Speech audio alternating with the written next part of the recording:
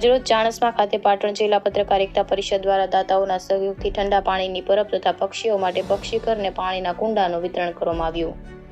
પાટણ જિલ્લા પત્રકાર એકતા પરિષદ તરફથી પક્ષીઘર અને માટીના કુંડાનું વિતરણ અને પાણીની પરબ ચાલુ કરાઈ. જીવદયાનું ઉત્તમ ઉદાહરણ અને ઉનાળાની કાળઝાળ ગરમીમાં પક્ષીઓ માટે પક્ષીઘર અને પાણીના કુંડાનું પાટણ જિલ્લા પત્રકાર એકતા પરિષદ દ્વારા ચાણસ્મા ખાતે વિતરણ કરવામાં આવ્યું. સાથે સાથે ઉનાળાની કાળઝાળ ગરમીમાં પાણીની પરબ દ્વારા લોકોની તરસ छिपाવવા માટે પાણીની પરબ પણ ચાલુ કરવામાં આવી.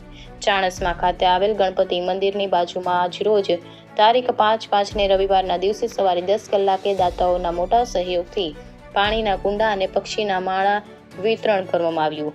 સાથે સાથે પાણીના પરબનું સ્ટેન્ડ બનાવી પાણીની પરબ શરૂ કરવામાં આવી.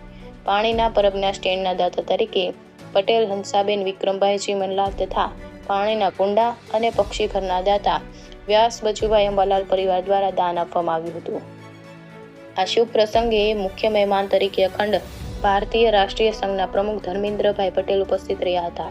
આ પ્રસંગે ચાણસ્મા ગામ તથા પાટણ જિલ્લાના પત્રકાર મિત્રો, મોટા આગેવાનો, પ્રતિષ્ઠિત નાગરિકો તથા પક્ષીઘર અને કુંડા પોતાના ઘરે બાંધવા માટે ચાણસ્માના નગરજનો લઈ જવા માટે ઉમટી પડ્યા હતા.